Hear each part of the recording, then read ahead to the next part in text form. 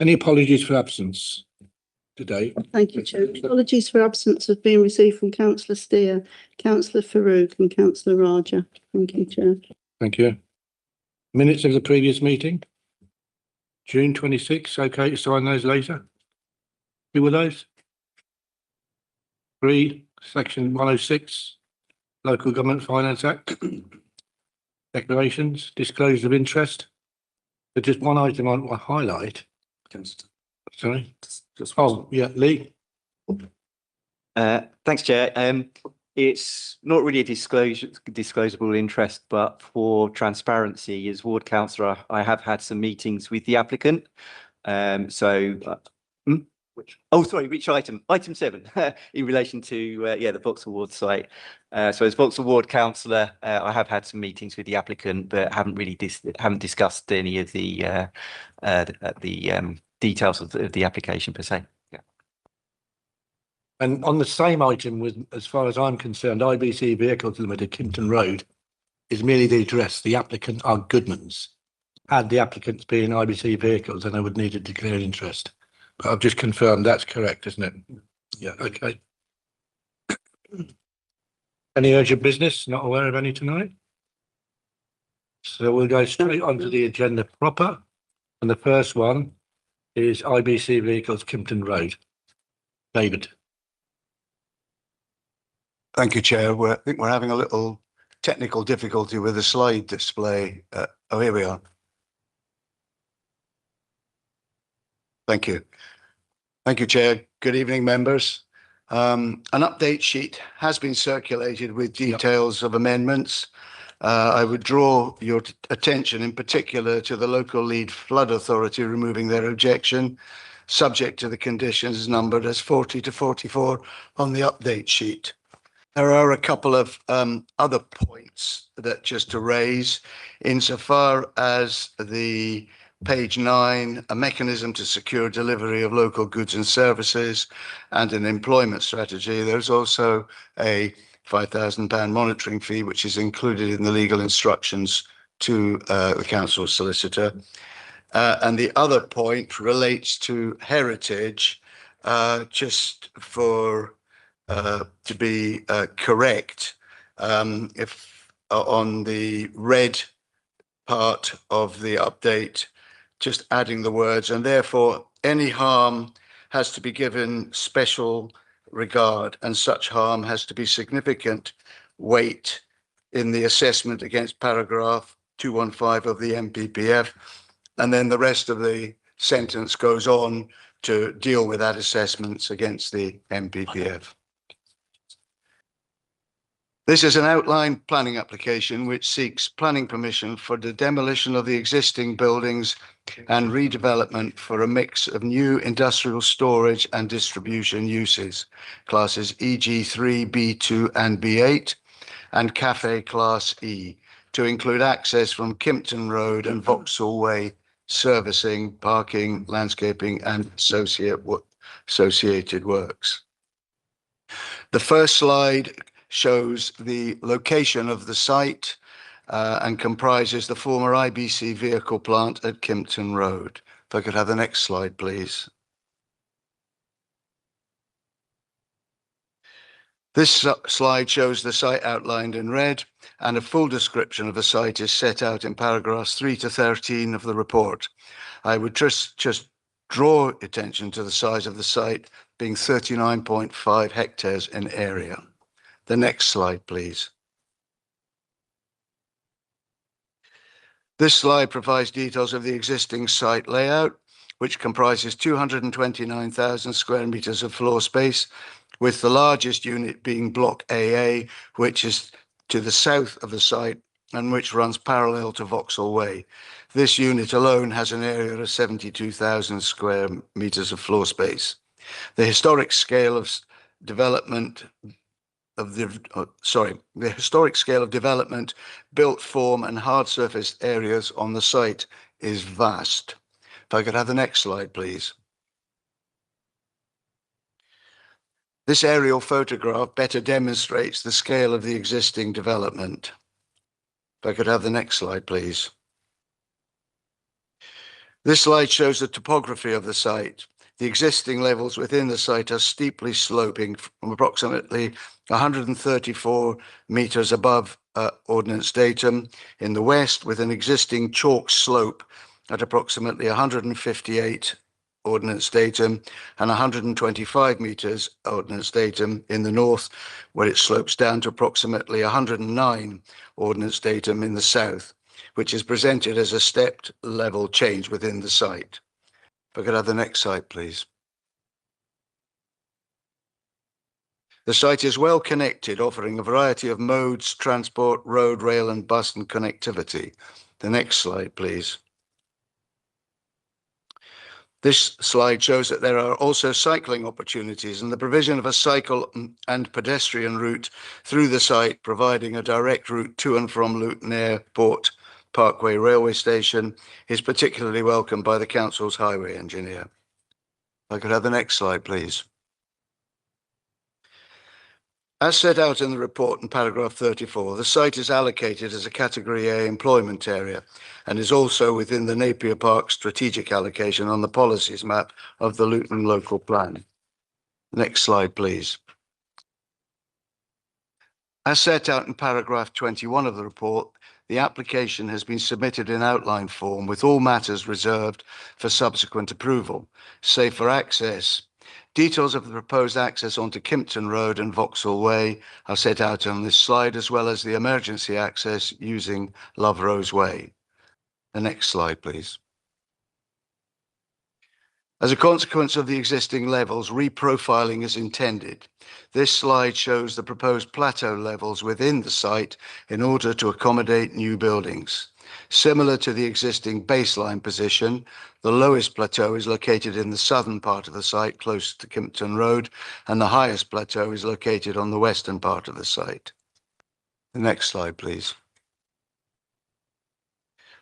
This slide provides an illustration of the intended site layout. As described in the report, paragraph 25, the site is divided into zones comprising the innovation zone, the strategic zone, the gateway zone, and the buffer zone. The innovation zone is shown in purple. The strategic zone is shown in yellow. The gateway zone, which are the 3 units down at the front, are shown in light green, and the buffer zone is the dark green area between the buildings in the strategic and innovation zones and the dwellings at the bottom of the scarp. If I could have the next sequence of slides, please. If I got the first slide. So this, as in the illustrative layout, I've identified 2 areas, obviously one in red and one in blue. If I could have the next slide, please. So the one in red, which is the triangular shape, gives an indicative layout of how the 2 units will look in terms of layout with service areas and so on. And the next slide, please. These are the innovative zones, which again gives an idea of an illustration of the layout, how the service yards will work and the landscaping. If I could have the next slide, please. So this slide shows a concept image for the innovation zones, showing the type of height of the building, the profile of the building, and the likely use of materials to break up the frontage. The next slide, please. This is a concept view from Kimpton Road and shows the access into the site from the gateway part of the development. If I could have the next slide, please. So given the size of the site, there will be a phasing of development. Phase 1 will involve the strategic zone unit, the units at Unit 7 and innovative units 13 to 15. Phase 2 will show innovative zones, units 11, 12 and gateway units G3, and obviously curves around the front. Phase 3 is a strategic zone unit 1 and phase 4 is the last remaining part of the development and phasing of the site. If I could have the next slide, please. So the last slide shows it's an illustrative design giving an indication of building mass, type of materials, and how it's envisaged that the site might look in terms of the design parameters. So the matters against which this application fall to be considered are set out in detail in paragraph 37 of the report, with these matters considered in detail in paragraphs 38 to 226. The principle of development is acceptable. The redevelopment of the existing employment site for new employment generating uses, utilising the site more efficiently and meeting the needs of the 21st century is considered to be acceptable in principle. The proposed development would result in the regeneration of this historic employment site and would result in tangible economic and employment benefits which would flow from the site's redevelopment. Insofar as matters of scale and appearance, layout and landscape are concerned, the parameter plans indicate that the development will be well designed, integrating into the existing pattern of development, providing a modern uplift to meet marketing demands of flexibility.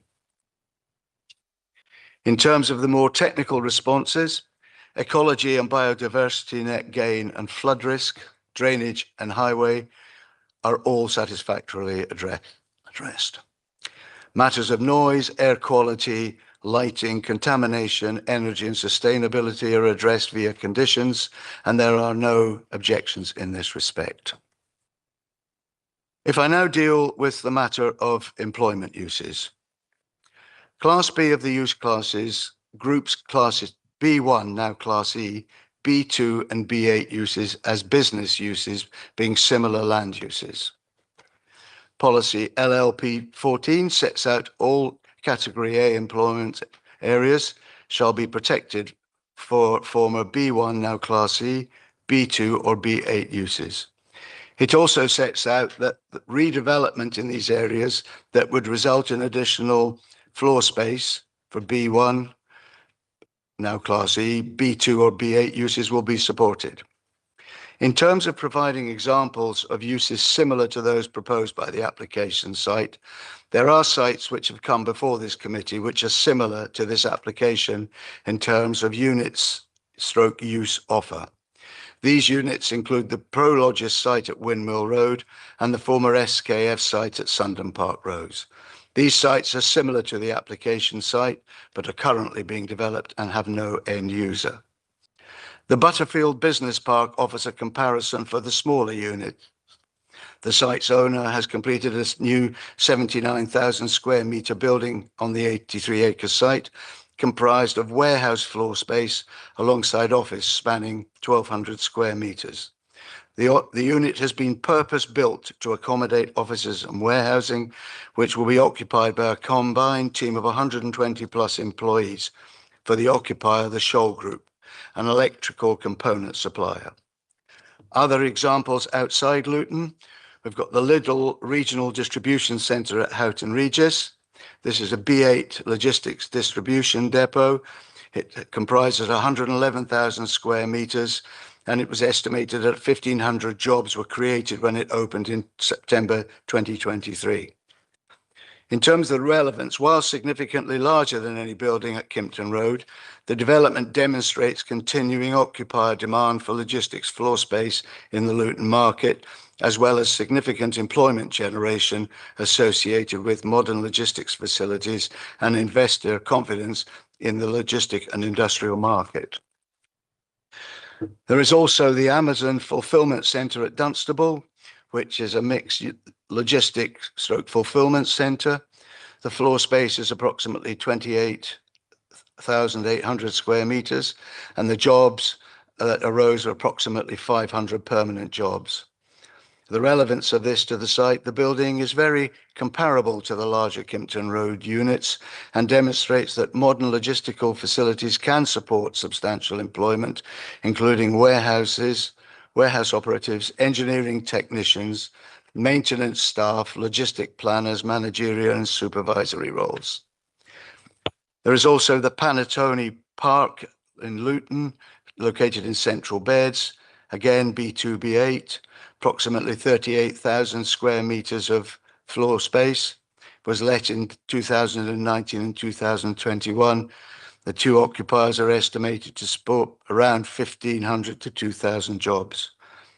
Again, the relevance, whilst the numbers have not been publicly released for occupation, the unit sizes align closely with the units proposed at Kimpton Road and demonstrate ongoing market demand for manufacturing, logistics and industrial occupiers for large employment space within Luton and the surrounding area.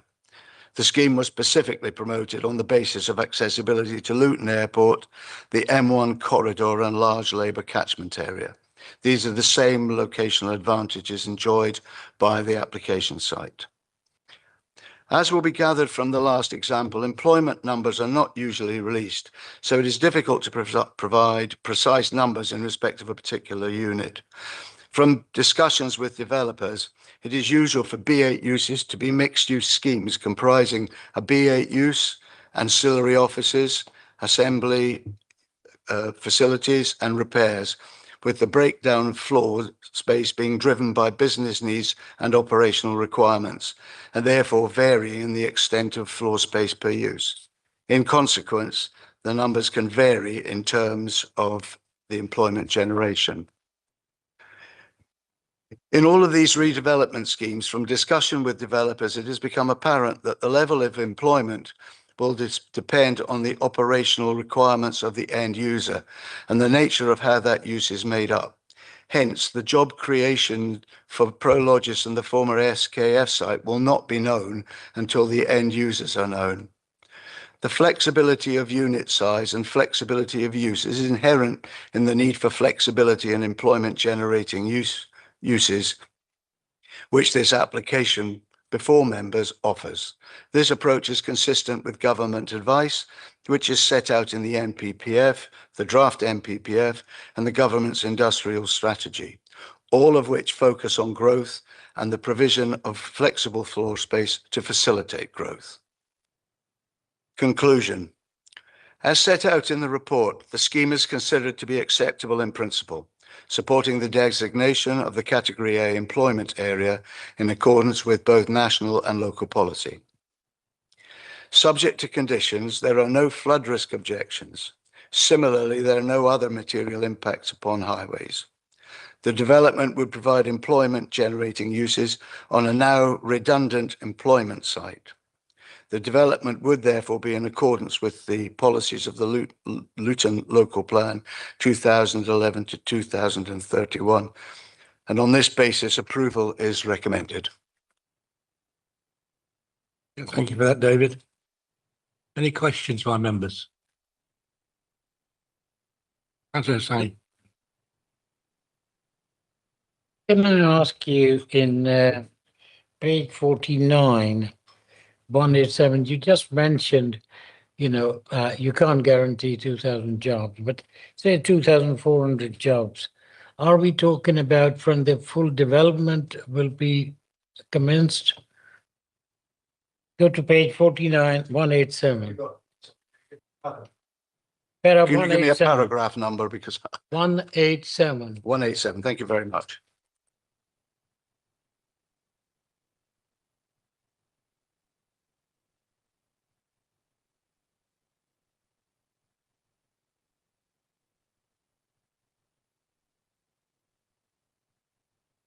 Well, as I mentioned in my presentation, it's very difficult to assess the number of jobs that will be created.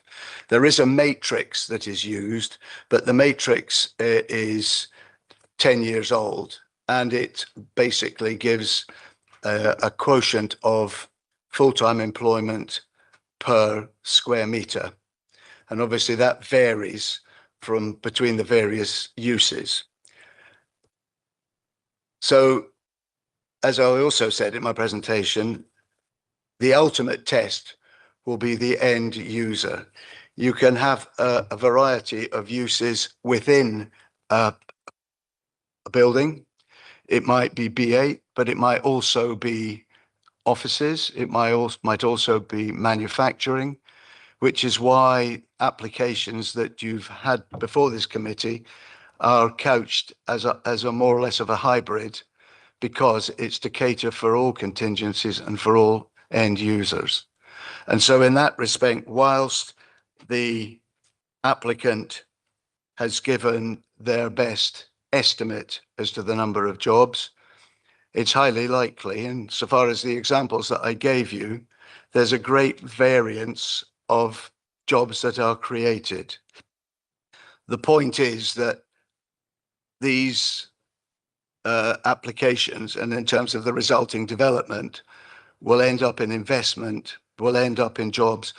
And also it's worth bearing in mind that there is a knock-on effect of jobs such as, of developments such as this, and it goes beyond suppliers. They can be skilled, they can be high employers, they can vary. The important point is it's a question of who the end user is and who occupies the building as to the ultimate numbers. The one I mentioned up at Butterfield with Shoal, they've got a mezzanine floor of office development. You quite often get businesses who will relocate and they will have their headquarters, or they will bring in offices to administer the business. So it's very difficult to say precisely what number of jobs will be generated. Okay, can I just say that I'm going to ask Mr. Simon Fisher, the Director of Planning at Goodman's. It's maybe a question for him to ask that. Okay, if it's on a.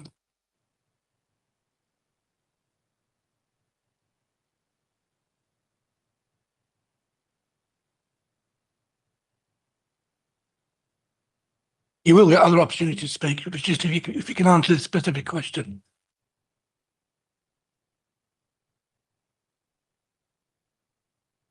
So you ask me, you don't want me to speak, you just want me to answer the question about the nature of jobs associated with the site. Is that correct?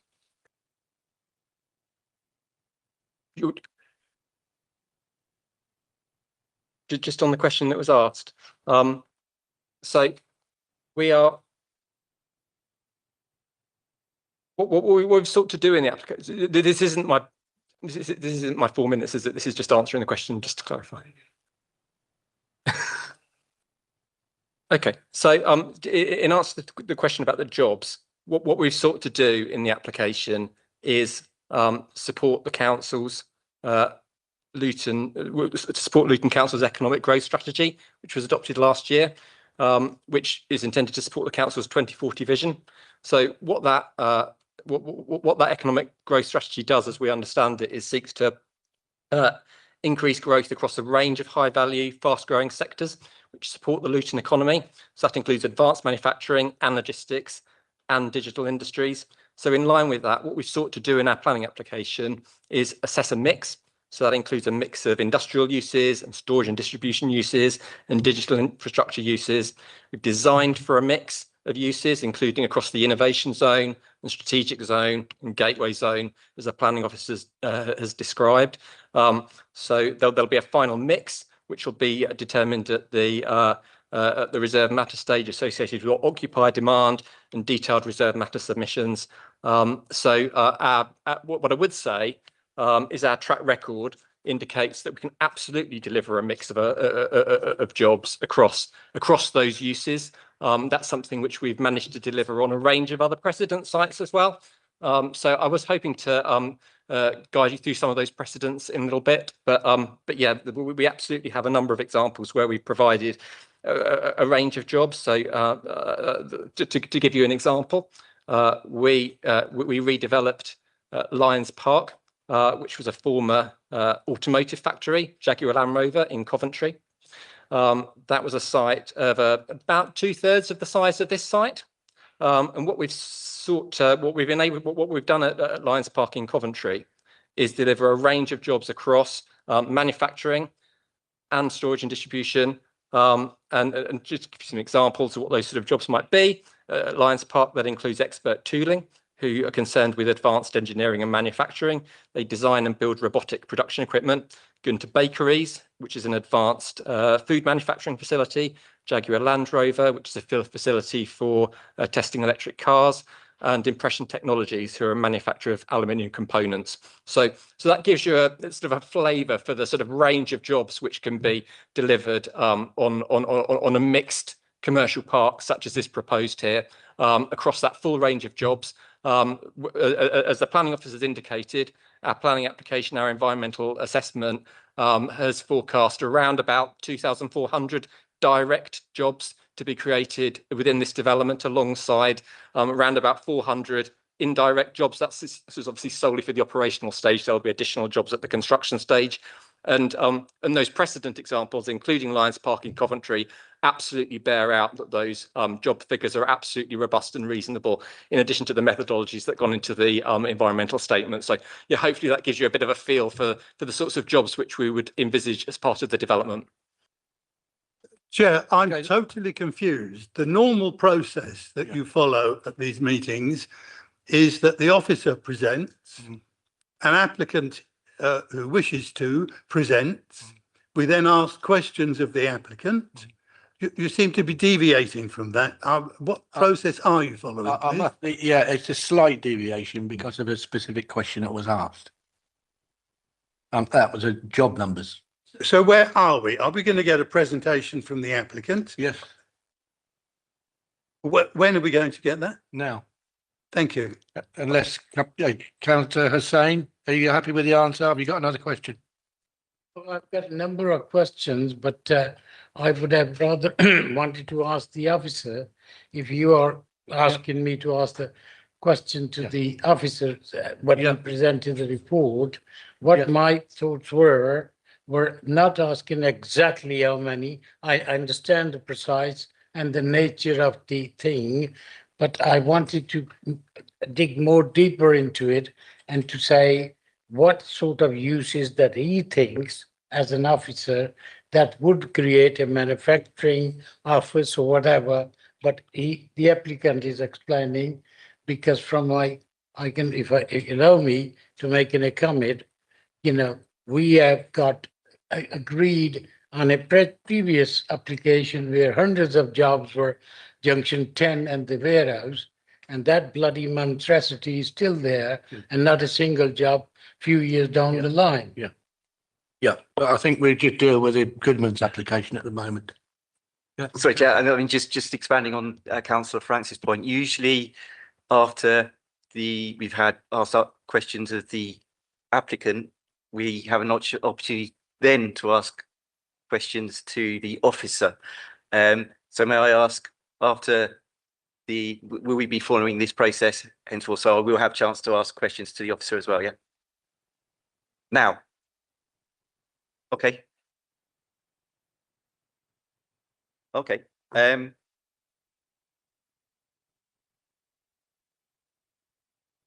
Okay.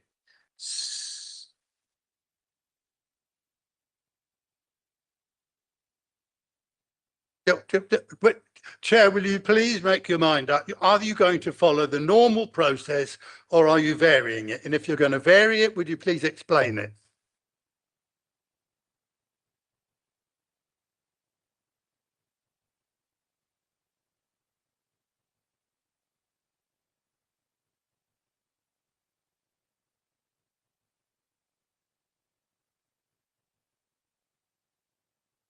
would do, which I think is the usual process, is allow the applicant to speak, who will have up to 5 minutes, then questions of the applicant, and then based on potentially questions that maybe the applicant didn't answer or any other questions of clarification to the officer, including questions that you might have to the officer about his actual address to the committee itself. I think that's the usual process, and that's the best, most straightforward way to deal with it, unless someone feels differently. Yeah, my apologies for the Thank you, confusion. Chair. I think we've all been with quite a number of years of this, and it was just a little bit of deviation. Perhaps I shouldn't have done it.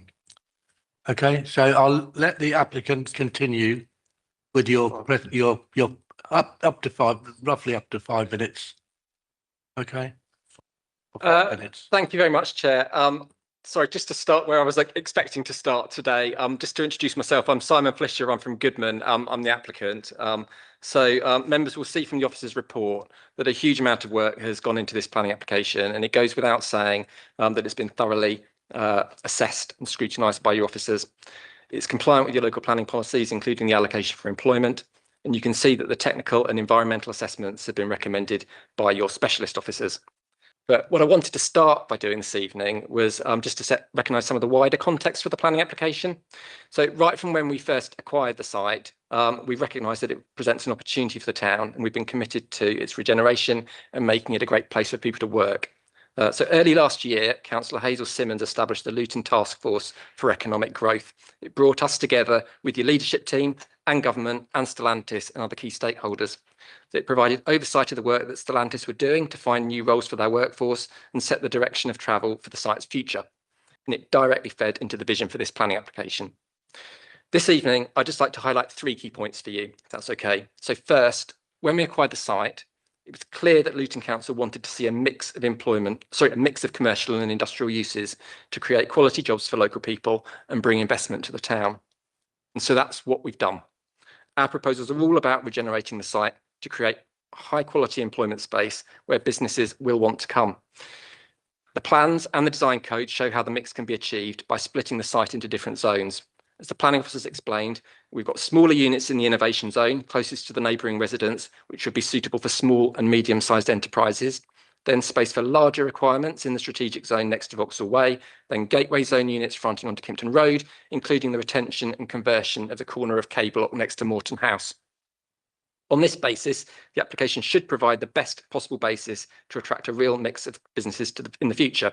And, you'll have seen from the late sheets that this approach has been supported by the Chamber of Commerce and the University of Bedfordshire. And as I indicated in response to the question a little earlier, it's an approach that we've successfully taken on previous projects, such as at Lions Park in Coventry, the former Jaguar Land Rover factory site. The second point that I'd like to make is that we know this is a big site that's important to get right for the town, and we take that responsibility to the community seriously. We consulted on the proposals before they were finalised to take on board comments. We also kept the neighbouring residents and businesses informed with progress updates. And we're really pleased that this planning application hasn't attracted a single objection from any resident or business. We've also worked hard to ensure that the development provides social value for the community, including providing a new cafe as part of the development mix, joining Love Luton last year, and engaging with Stopsley High School to support their construction course and open up construction-related opportunities, and unlocking apprenticeship levy money to use locally, supporting the Luton Construction Skills Consortium and Luton Council's initiatives around AI-related jobs growth and employment pathways, and working with Erith, our demolition contractor, to provide opportunities for local procurement training and recruitment, and committing to an employment skills and procurement strategy through the Section 106 to ensure that the benefits are formally secured for local people. Thirdly, I'd just like to reassure you that we're not just talking about redevelopment, we're focusing on actually delivering. The old plant and equipment was removed from the site by Stellantis and the buildings are now empty. We've enabled Culture Trust Luton to save items of social history interest for their collection. This includes the old Vauxhall crest at the corner of AA Block. In line with the feedback from the Council's Heritage Advisor, we've commissioned a full recording of the buildings, which is now nearly complete. Members that attended the site visit will have seen that it's now been secured by Erith. I understand that around 80 people are currently engaged in removing extensive areas of asbestos. Once the asbestos has been removed, the next step will be the deconstruction of the buildings and the recycling of materials, also decontamination and remediation of the ground to get it ready for the new development. This phase is programmed to take around 18 months. So all being well, we hope to have the first buildings ready, subject to securing planning permission, of course, first buildings ready to be open in 2028. So hopefully this has been helpful. It'd be great if you're able to support the officer's recommendation this evening. Planning permission would provide the basis for us all to move forward to the next stage of delivery and regeneration. So thank you very much for your time. Thank you very much. Questions to the applicant? Councillor Franks, Lee. Yeah, thank you. My apologies right from the beginning because my question really is around K block, which is not technically part of the application, as I gather. I think it would help us if we could have some clues as to the likely future uses of K block. So just to clarify, sorry, councillor, when you refer to K block, do you mean the part of K block adjacent to Morton House that we're proposing to retain? Or do you mean the remainder of K block which we're proposing to deconstruct? The retained part, please. Okay, so the retained part of K block has a floor space of around about 1,500 square meters. And so that the use of that corner element will be determined at subsequent reserve matter stage. In terms of the initial design concepts which we've been looking at, we've been exploring maybe tying that retained corner into an adjacent building. Maybe it could provide office accommodation for an adjacent building, but the final details will be subject to future reserve matters applications. It's just an outline planning application at this stage. But what it does do is it will confirm that what the outline planning application does do is it does confirm that that corner element would be retained. And I think the main reason why we're looking to retain that corner element is from a heritage point of view, really. Whilst it's not necessarily historic in itself, it does provide part of the automotive context for Hart House, which is a listed building on the opposite side of Kimpton Road, and we're looking to just sort of provide some additional interest at the Kimpton Road entrance to the site, and that forms part of that proposal. It was a recommendation of our heritage consultant as part of preparing the environmental statement for the planning application. Thank you. I take it from that then that you'll be looking for an occupier in the same way that you will for the rest of the development. Yeah. Yeah, thank you. If I may go on, I've got another couple of questions, please. Talking to other developers, they have tended to indicate in response to questions that the larger buildings, i.e. your strategic zone, the buildings with the prefix S, are the ones that would tend to be more suitable for warehousing. Is that your approach here, please? I think that's still to be confirmed. What I would say is a larger building is able to incorporate more of everything. So yes, it could potentially incorporate additional storage and distribution type accommodation, but a larger building is also likely to include additional office accommodation as well. Certainly what we found on some of our other sites is a large building could well effectively perform a headquarters function for the occupier of that building, and certainly headquarters functions associated with our buildings is part of what we're looking to secure as part of this development. Obviously, as the planning officers acknowledged, we are still at the outline application stage at this stage. It simply is too early to confirm specific occupiers because no occupier can commit this far out from delivery of the buildings. As I alluded to in my sort of presentation to the committee, it's a really big, complicated site. It's going to take us time to work through the deconstruction, demolition stage, remediating the land. That's going to take at least 18 months, and businesses just can't really plan that far ahead. So these are occupier specific questions we will have to come back to. And what I would expect us to do, hopefully, is to be working up those details in parallel with that site preparation as well. So hopefully it should all be absolutely smooth when it comes to it. So this is all still to come. Yeah, thank you. I understand that. I mean, clearly, the details are going to change according to the needs of possible future occupiers. I understand that. There is a term that's used that I haven't come across before, and that's urban logistics. Anything you can tell us about that, please? I'm not sure that's my phrase. I think the phrase which we've used is advanced logistics as well as advanced manufacturing, and that tends to be the higher quality uses associated with those use classes. It's absolutely, as I understand it, the sort of uses that are envisaged as part of the Luton economic growth strategy. So we're trying to be as absolutely aligned as possible with what Luton Council wants to see on the site. Thank you.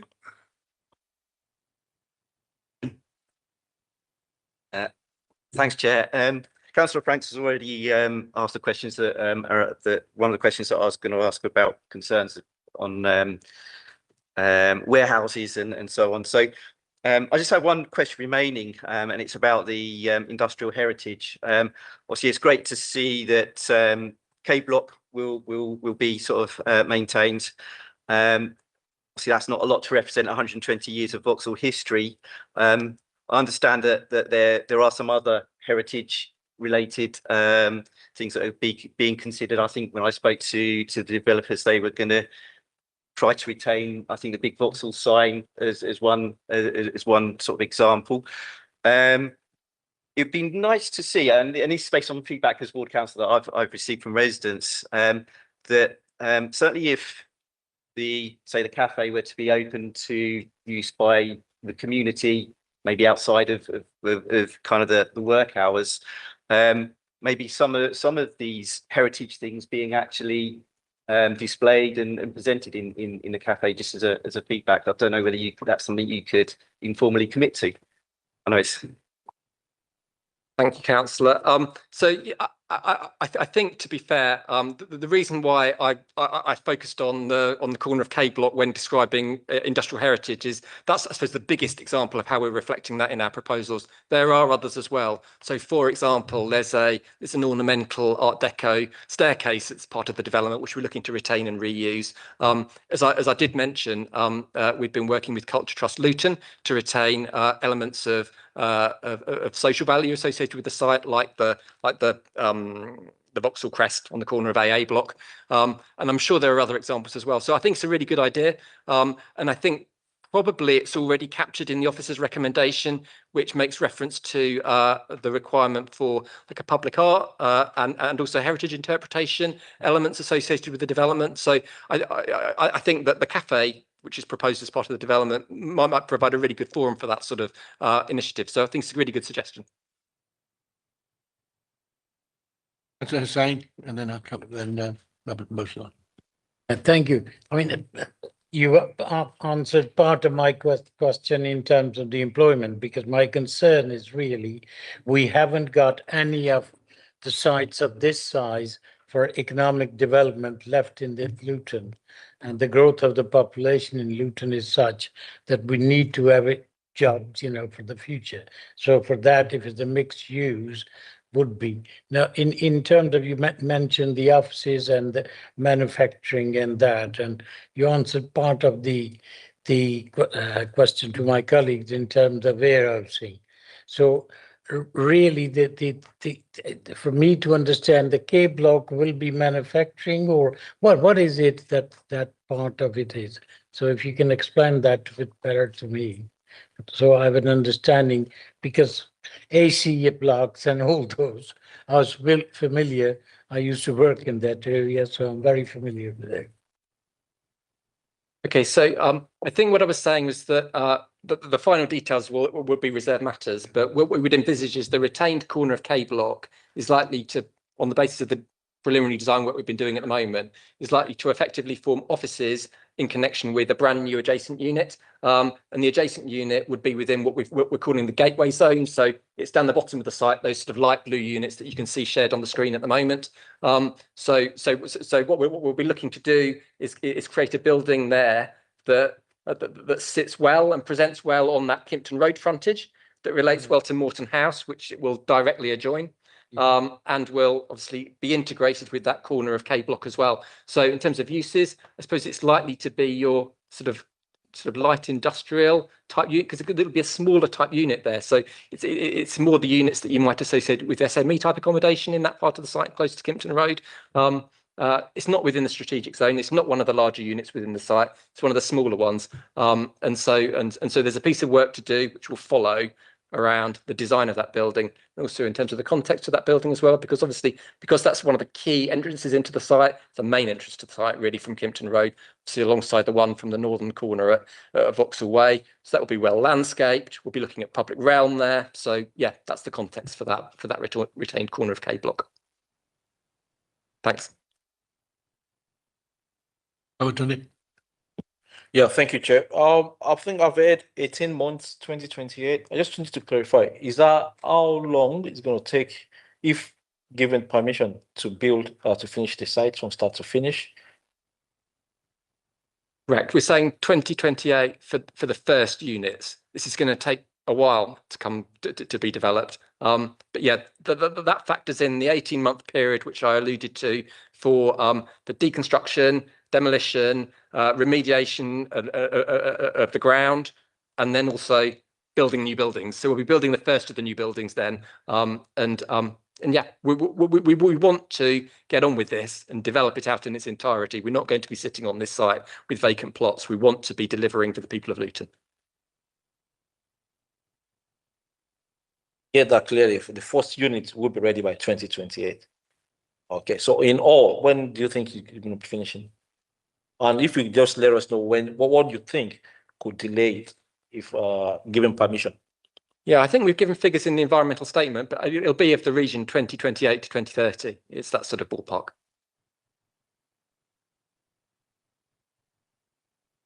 Any further questions to the applicant? Yeah, Clive Mead. Thank you, Chair. Getting down to the nitty-gritty of the construction of the site, no doubt there'll be pile driving during the construction period. Will there be a time limit on when they can pile drive and when they can't, considering that you've got residential area coming right up to the boundary? Thank you, Councillor. My understanding is very definitely yes, that would be a mandatory requirement of your environmental health officer. We can control that. We can control that. We can. Yeah. Got another question? Yes, just in the passing, really. I noticed that the airport noted that they were concerned that you're sort of re-greening some of the site, that bird strikes could become a problem with the airport because they'll be taking off and landing virtually over the site. Are you mindful of that? Yes, Councillor, we absolutely are. As I understand it, what the airport will be driving at in that comment is looking to avoid a really large water body on the site, because obviously birds can land on a big water body and then all take off in one go. That's not proposed as part of our site layout, and that can be controlled through those subsequent reserve matters applications as well. I mean, we will have areas of blue and green infrastructure on the site, so that's part of the sustainable drainage strategy, but we won't have a really large area of water body, so I think we should be okay.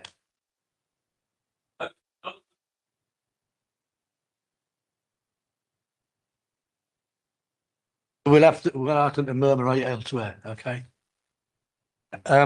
Any further questions to the applicant's representative? Oh, you can go back to your seat and have a rest now, and hope you enjoyed the experience. Great questions. Any questions to the planning officer, Councillor Franks? Yeah, only two. Thank you. I see on the update sheet there is a reference right at in the first paragraph to an employment strategy. What exactly are we looking for in employment strategy? Is that employment for the demolition and construction phase, or is it looking for a strategy for future employment by future occupiers whose identity and nature of business at the moment we don't know?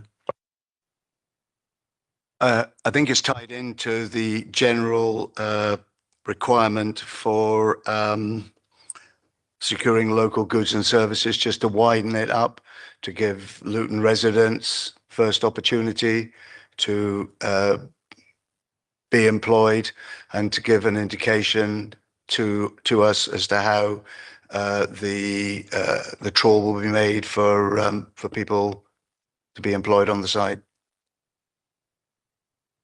Yeah, that doesn't really answer the question, does it? Are we talking about during the demolition and construction phase at the site? Both. Yeah, so this is not a reference to employment prospects by future occupiers whose identities and nature of business at the moment we don't know. No, well, it will be as far as construction is concerned, it's quite straightforward insofar as providing details of how the workforce will be sourced and how it will affect Luton. And then the second point relates to the wider employment strategy. I mean, as you say, there is a limit. If we don't know who the occupiers are, it's a bit difficult to indicate as to how they're going to employ.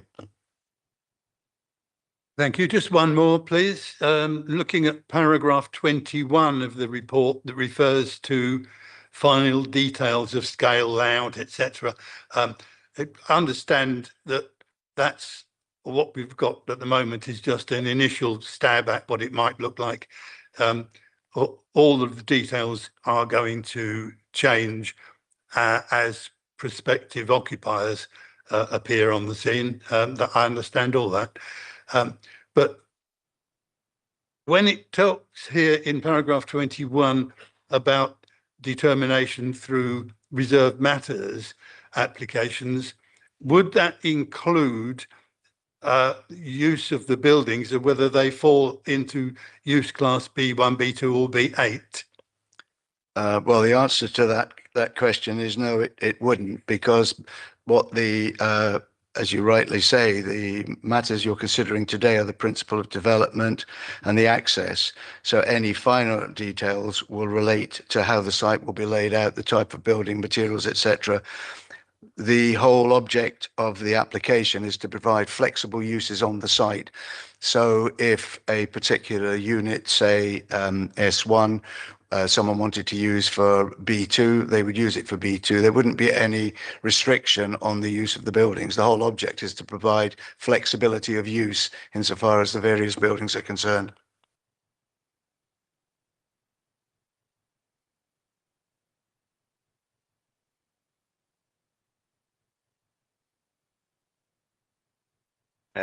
Thanks, Chair. I think my question has already been partially answered, but I'll ask it anyway. So, considering the reserved matters, what prevents the entire strategic zone or nearly the entire site becoming large footprint B8 warehousing? When you say, do you mean in its current form or do you mean a different form? I would say either. Well, as I said in the presentation, and as is suggested in the application, the whole object of policy is to provide flexibility of use to meet any needs. They could all be used for B2 use. They could be used for B8 use. They could be used for EG3 use. The whole object is to, in terms of the growth of the economy and the thrust by government, is to provide an opportunity for growth. So it's a question of what the demand is. And what this site offers in terms of the flexibility is a variety of uses which will be capable of being used rather than being empty. There's no point in providing a site of B2 use if no one's going to use it. So the whole object and the whole thrust of government policy, whether it's in the NPPF, current NPPF, the NPPF that's emerging, the government's economic strategy, the whole object is to provide flexibility.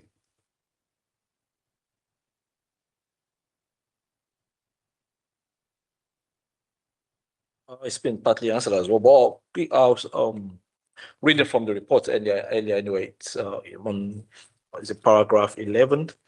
There were write-up concerning flooding, subject to surface flooding, surface water flooding, and then of course with the reports with which one again?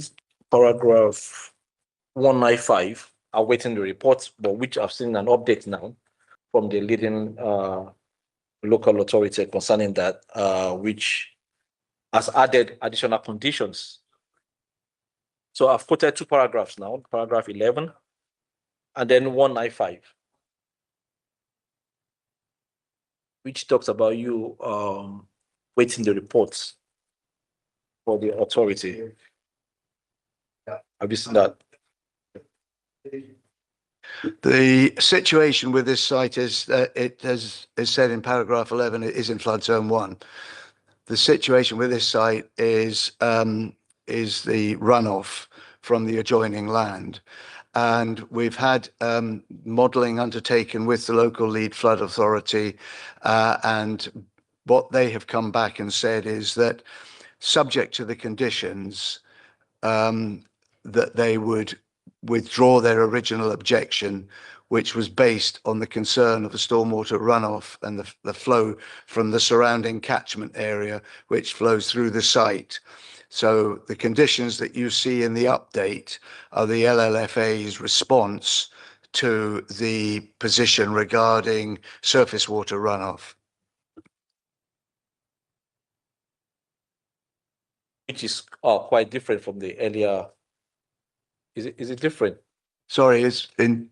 So the latest update now is quite different from the. You've got to, in terms of, I mean, I'm not a drainage expert, but all I would say is that, so you've got two situations. You've got fluvial runoff and you've got pluvial runoff. So fluvial comes from rivers, pluvial comes from rain, basically. And what you've got there, so there's no issue as far as flood zone 1 is concerned. It's not, it wouldn't flood as a consequence of any fluvial situation. But what the LLFA were concerned about was whether or not there would be pluvial runoff, because given the shape of the site, the topography of the site, the catchment area around it, that's what causes the water to come down, and it has to come through the site. And what the LLFA were concerned was that there might be a situation where this runoff would be obstructed, and so therefore there would be flooding. But what they've done is they've looked at modelling which the applicants undertook, and they've agreed with that modelling. And what they've done as a consequence of the modelling is to impose conditions which negate and mitigate against any pluvial runoff from the catchment area. If I might just quickly ask, from your planning side, paragraph 72 talks about some temporary changes. I'm talking about the heritage sites now. So I don't know what temporary changes is going to be caused to that particular, I think, I don't know if it's the block K. Paragraph 72 it says during construction, there will be some temporary change to some settings. I'm not too sure if the applicant has said a few things about that, but from your own planning side, if you just let us know what temporary changes that's going to happen there. The way that heritage is assessed is based upon the degree of harm, and the office block, which is a grade 2 listed building, it's suggested in the ES and also by the council's own heritage consultant that there would be a temporary change of setting due to the demolition. Well, that's kind of inevitable, really, in terms of the amount of building that I showed on the slide relative to the whole site. So that's not a point of concern, because it's basically saying that there'll be a temporary effect, so there will be moderate adverse significance in terms of the impact. The setting will change, but the important point is that the listed building and the heritage asset remains unharmed. Okay, any further questions? Yes, Councillor Ambler. Thank you, Chair. I welcome this application, but only my concern is on the page number 18, I can see the map on the different zone you mapped. So what I can see, most of these areas designated for strategic zone, which means like storage and distribution purpose. Sorry, could you give me a About paragraph the page number number? 18. Sorry? Page number 18. Yeah, like a paragraph number. No, like the picture, picture is the map. That one, okay. The most of the thing, most of the area highlighted in a strategic zone, which I believe mostly for warehouses and distribution purpose, right? Yep. Strategic zones means like that represent a warehouse or distribution center. Is it correct? Sorry, The strategic zone means like what I understand from 17, it represent the distribution and storage purpose. But Yeah, but there is no particular use. I mean, first of all, let me go back. This is an outline application. This is merely an illustrative indication of the type of layout that might occur as a development moves forward. In terms of the various units, the whole object of the exercise of providing a mix of EG3, which is light industrial, B2 and B8, that relates to the whole site. So any of the units could be used for EG3, B2 or B8, or indeed a mix of those uses in the context of the use of the particular buildings concerned. So there is no specific allocation of a use to a building. It relates to the whole site. My comments is I would like to see more about E type of or light industrial and office based like setup rather than a distribution center, because there are plenty of distribution center around, like around this town center still is empty. So we would like to replace the industrial based industry or office based that can allow, because we have enough distribution center across the town already. I understand the point you're making, but the thrust of government policy and the thrust of a local plan policy is to provide sites which offer flexibility of use. It's likely that the smaller units will probably not be B8, but having said that, part of government policy is to provide a mix of B8 uses and sizes. So you can have the smaller units also providing B8, but they could have a mix of uses. The whole object is flexibility and what the market dictates. And the situation is that the market is fluid in terms of what it dictates. And as was made by the applicant speaker, that the point that was made, which is that you don't know when phase 4 is finished and when it all comes online as to what the market needs might be then. And the whole trend of applications that are coming before members, Prologis is one, SKF site is the other, they are mixed uses and providing a variety of sizes of buildings in order to give maximum options for them to be occupied, to provide jobs at whatever scale.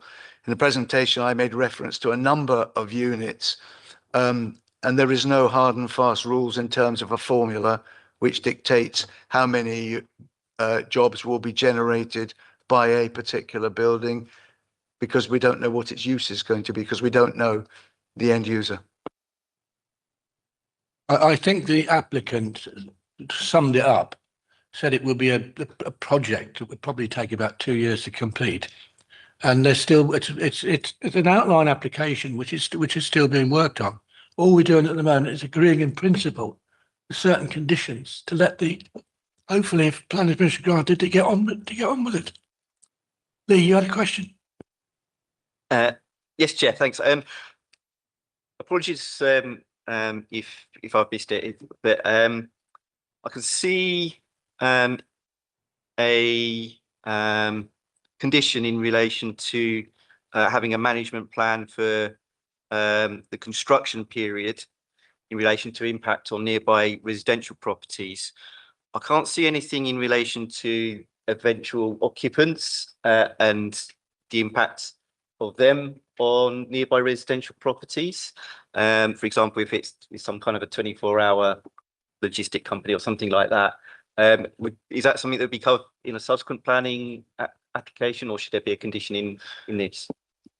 The one to which you refer is the SEMP, which would deal with the point raised by the councillor in respect of piling.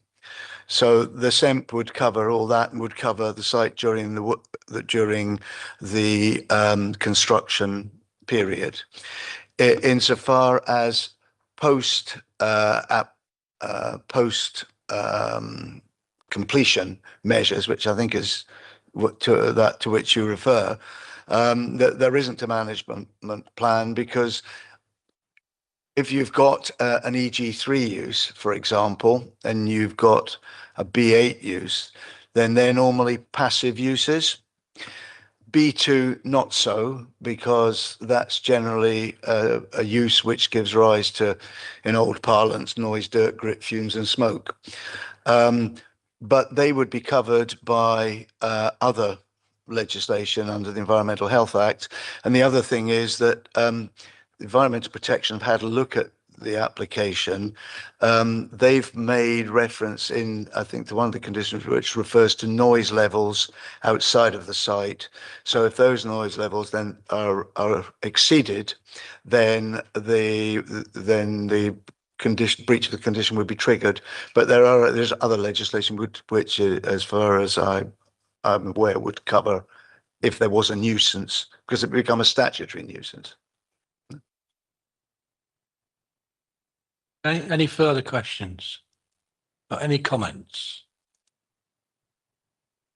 There being no further questions or comments, then we'll move on to the recommendation. And the recommendation is to grant permission subject to the conditions. Okay. Yeah, thank you, Chair. I wish to propose a addition to what you're moving. And for once, I have actually got written copies for you. Yeah.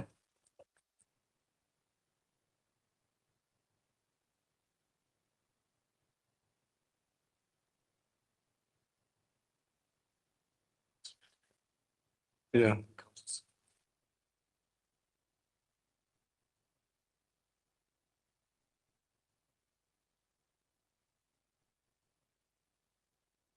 Sorry.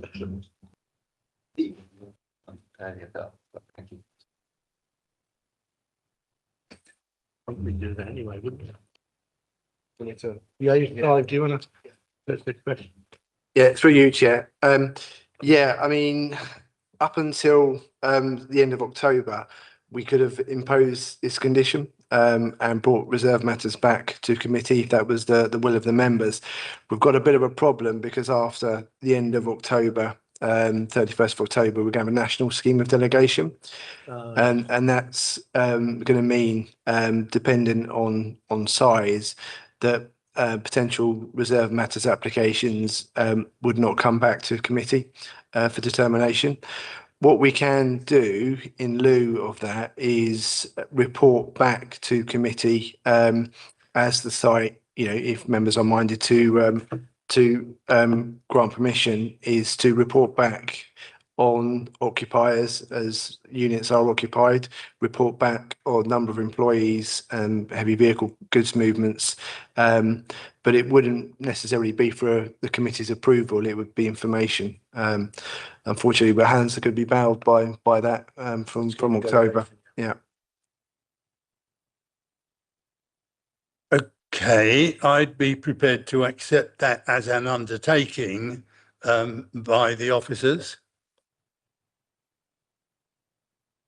I think you missed the training, didn't you, last week? And it was explained by the planning officer about the scheme of delegation. And we can't really do much about it. Steve.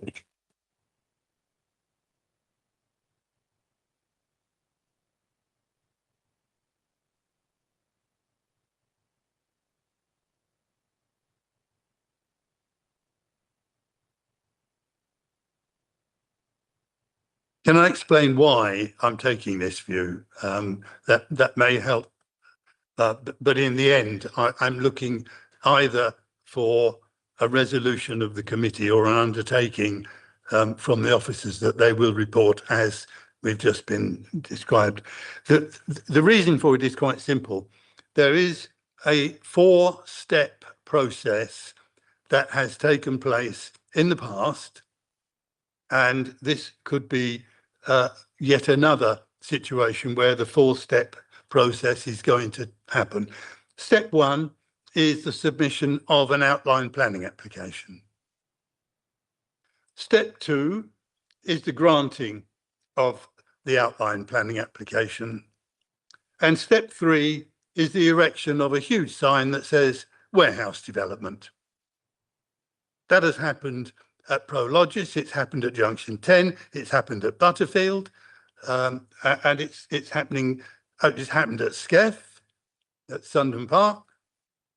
And our view is that warehousing actually, generally speaking, employs very few people. And we don't really need a development that employs dozens of people. We need developments that are going to employ hundreds and thousands of people. And this is one of the last opportunities this council has, because we don't have very many sites available for employment-based development. And I really think it needs very careful management indeed. If Clive Inwards would explain exactly what he is going to report back, and we could take that as an undertaking, that will probably be about as far as we can go.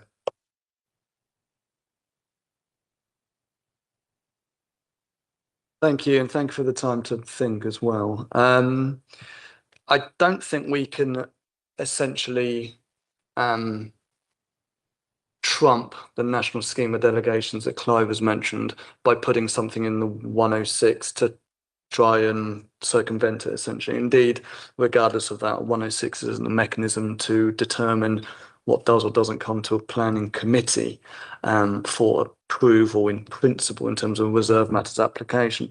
I think the best we can do is a monitoring obligation. Now we could, so section 106s do include monitoring obligations in them as a matter of course, such as when they're about to commence a development, for example, or how many, if it's a residential scheme, how many houses have been occupied in the last year, just so we can then determine whether triggers have or haven't been met in terms of other obligations. So it's monitoring in relation to the other obligations, the more obvious ones in 106s. I think you could have something in the 106 that requires the beneficiaries of the reserve matter permissions to give details about the numbers and so on, but that would be after the event, so it wouldn't give the committee any kind of ability to control it. And that's going back to the national scheme of delegation. Reserve matters are to be dealt with on a delegated basis. So I'm still thinking out loud. I don't think anything in a 106 is really going to give you any teeth or ability to control other than simply report on the numbers like Clive has said. So I don't think there's a way to actually, require approval for these particular things when it will all be delegated under the national scheme. That's my view as I sit here. I think I would agree with that. And, we understand the sentiment and what members are proposing and appreciate the importance of the site. We are fully aligned with that. I think what we can do is undertake to report back as units are occupied on site and bring it back to committee and give members the actual facts of the numbers of jobs that have been created on the site. And we can certainly undertake to do that and include that. And include that in the 106, in the 106 agreement. Yeah. I think we could do that. Probably the best. Okay, so what we're being offered is not control, but at least information. That'll do. It's basically what you're saying in your amendment, but it's to remove for approval, the last words. Because it does say reported to the. Well, there's no point in moving it. Yeah. I don't need to move it now, provided we are being given an undertaking that we will receive the information, and whether that information comes through a section 106 agreement that obliges the applicant to provide the information, that's fine. I haven't got a problem with that at all. I just want to make sure we're going to get some information, even if we can't control. Yeah. Okay.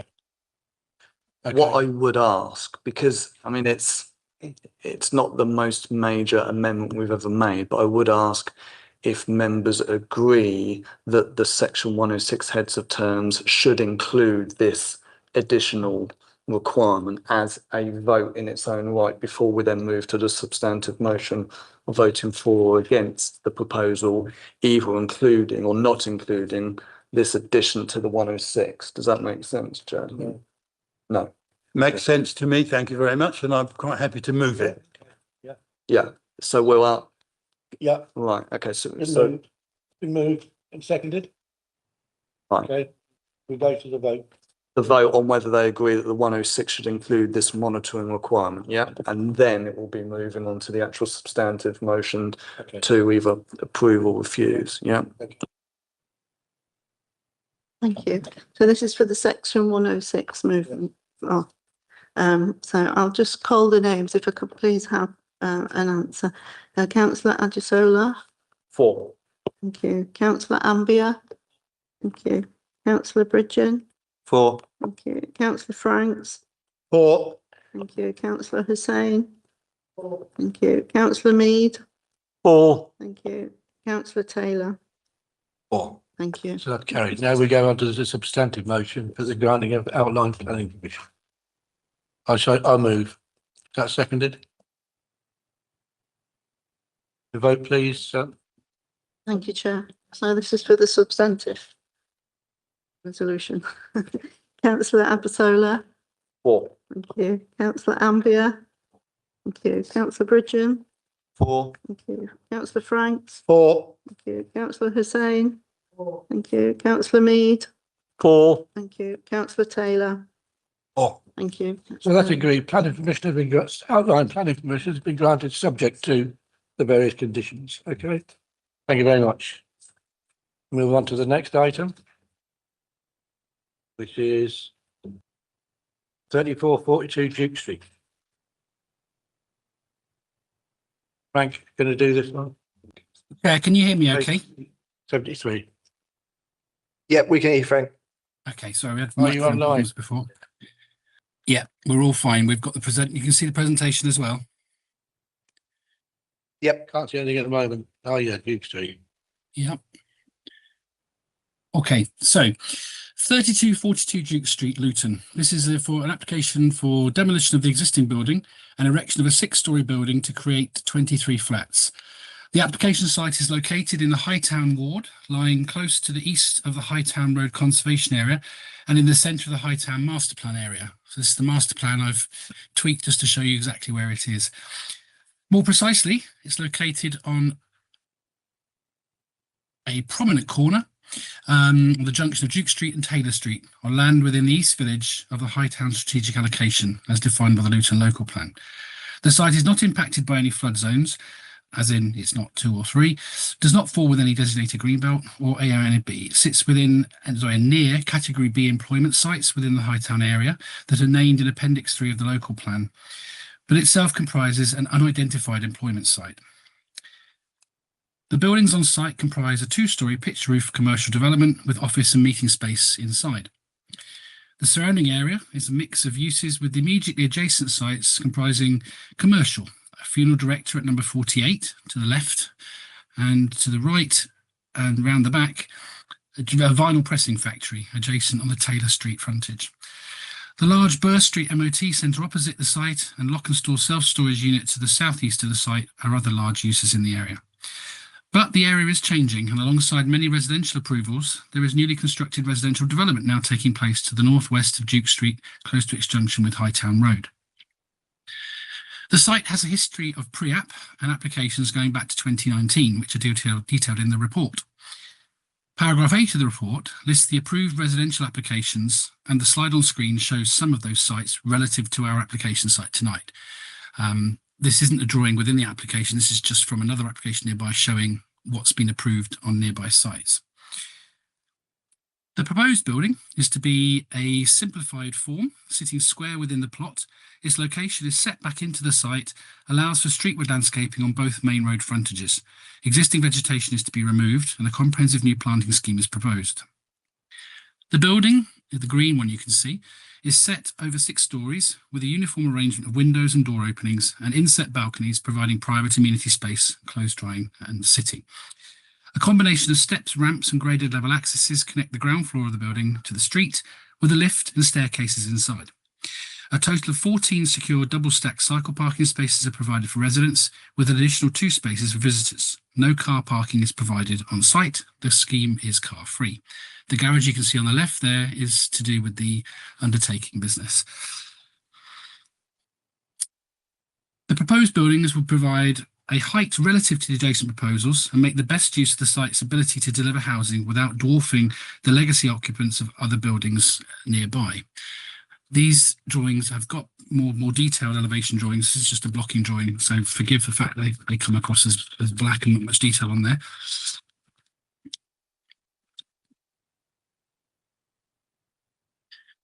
Frontage landscaping offers the opportunity to connect the building to the intended landscaping to the southeast along Duke Street on the other developments that have been approved, helping to improve vistas and softening urban views through the network of streets.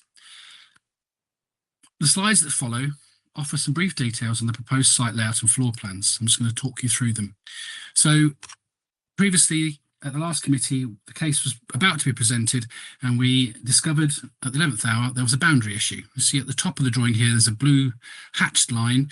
There was a boundary issue that's being currently discussed between the two owners, the vinyl pressing factory and this application site.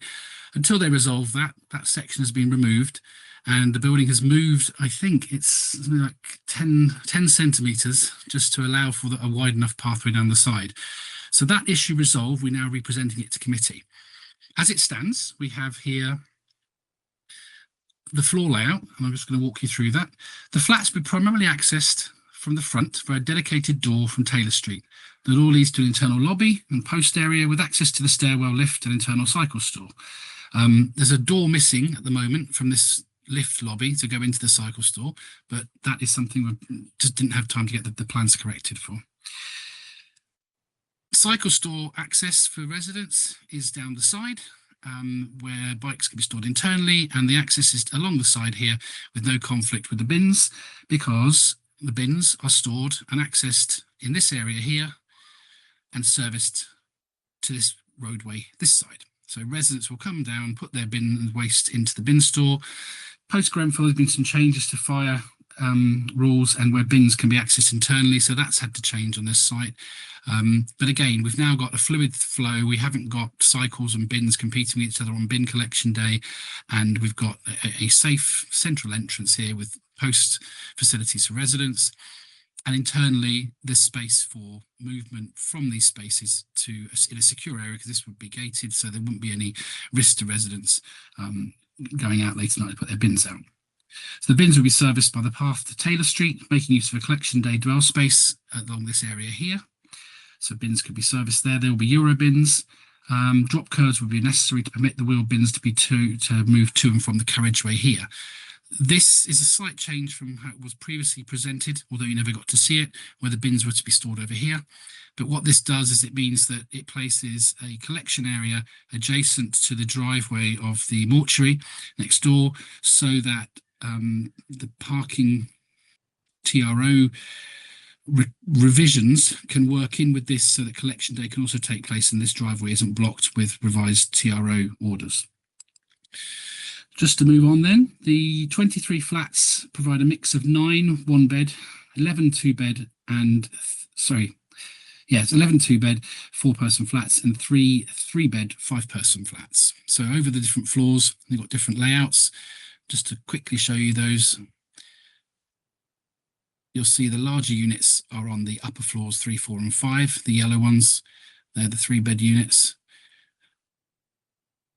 Each flat benefits from amenity space proposed in the form of inset balconies with usable space. All units exceed the national minimum space standards and comply with M4(2) accessibility regulations. The upper levels of the stairwell will be naturally lit by windows. So among other aspects, the main considerations of the report discusses the loss of the existing use and building in paragraphs 32 to 38, the benefits of providing housing on this site in paragraphs 39 to 42, the suitability of the new accommodation for new residents in paragraphs 54 to 59, and the impact on adjacent occupiers, meaning businesses, 62 to 68. Affordable housing and scheme viability are considered in paragraphs 77 to 81, and the planning balance is given in paragraphs 84 to 94. The proposal satisfies the local plan policies, and the recommendation is to approve, subject to a section 106 legal agreement to secure the heads of terms and conditions as set out in the report. Some of the conditions have been revised in the late report, you'll see, largely to do with secure glazing and the revised plan numbers that were received to address the boundary issue shift of the building.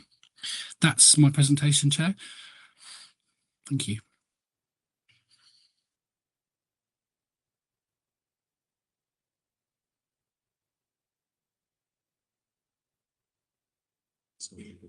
Okay, thank you very much. We've got Joe Reid present as representing the applicant, planning associate. So you've got up to 5 minutes, and members may wish to ask questions at the end of your time. So ready when you are. Thank you, Chair. Yeah, my name's Joe Reid. I am the planning consultant and agent here on behalf of the applicant. Firstly, I'd just like to acknowledge the case officer's thorough presentation and comprehensive assessment of the site and the proposed scheme.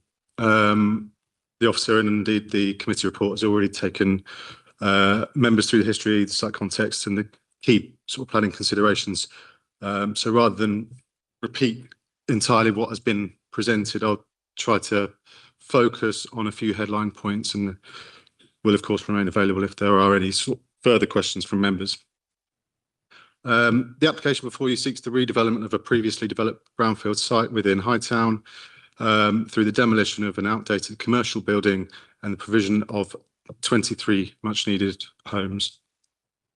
The site occupies a highly sustainable location within walking distance of the town centre, public transport services, local facilities and employment opportunities.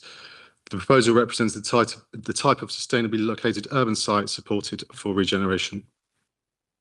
The site sits within the Hightown strategic allocation and wider East Village area, which is and continues to be subject to relatively significant change and regeneration as a residential-led area.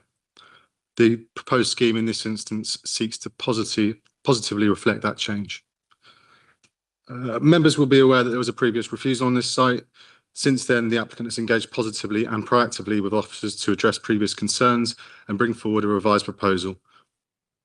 The current scheme has been fundamentally reassessed and redesigned insofar as it now presents a much stronger architectural response to the site and its surroundings, improved public realm and a more refined massing strategy. Throughout the pre-application and assessment of this application, officers recognise that this site is capable of accommodating a taller form of development that reflects density aspirations and the emerging urban context. This development therefore seeks to act as a transition between the lower scale buildings to the west and the taller approved buildings to the east and southeast. It is confirmed that the council is unable to, at present, to demonstrate a 5-year housing land supply, and the provision of 23 homes on this site therefore attracts significant weight. Through negotiations with officers, the scheme has increased the number of family-sized 2- and 3-bedroom homes, which helps meet the identified local housing needs. All homes will comply with M42 accessibility standards and are adaptable where possibly needed. As is recognised, the site is located in a highly sustainable location with good access on foot to the train station and nearby bus stops. The Highways Authority is satisfied that the potential impacts of unrestricted parking around the site can be addressed through the relevant 278 processes and legal legislation obligations put forward through to provide mitigations.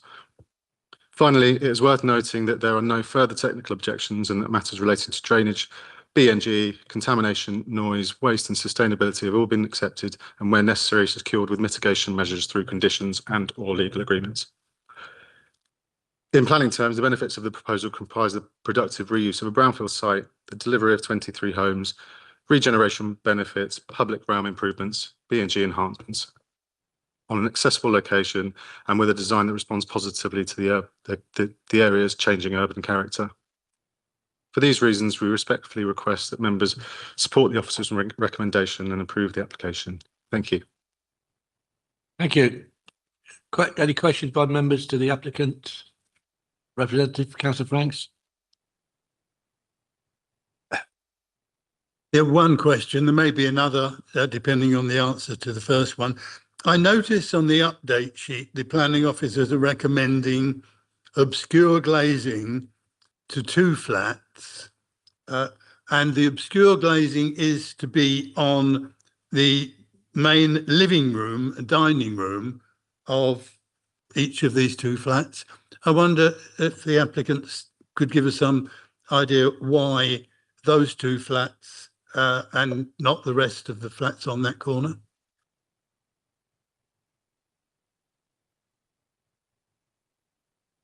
Thank you. Sorry, I was just trying to get the relevant floor plan in front of me. You're referring to the ground floor, is that right? Which Chair, this is Frank. I may be able to answer the question if you want to direct it to me, because I think I can show the plans as well if you need to see that. As long as we get the answer. Okay. Right. Just bear with me a Subject to second. the answer, I might have another further question for the applicant. So floor plan wise, we have the living room of the ground floor. Can you see this plan on screen? Have that been shared yet? Is that shared? No, it's not come up yet, Frank. Okay. Yeah, it's come up now. Yeah, okay. So this is the ground floor layout. This pink unit here has windows on the frontage here into the balcony, also has side windows on the side here.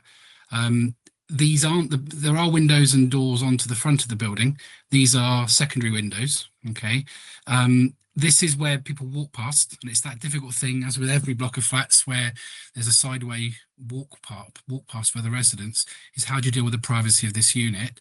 To skip forward onto some extra slides I've got, which I haven't shown you, I'm just going to go forward here to look at the elevations and close up. So the units in those two windows are here are to be obscure glazed. So they will allow diffused light through, but they won't restrict privacy. They won't have privacy issues. That's why we've looked at trying to get obscure glazing in there by restriction, so that people can't be looked at when they're in the living room watching telly or whatever, but there's still light comes in. Those are the reasons why the obscure glaze conditions have gone in. The same on the other side, on the rear flat. This one here, which is on the ramp up at the back of the site facing the undertakers.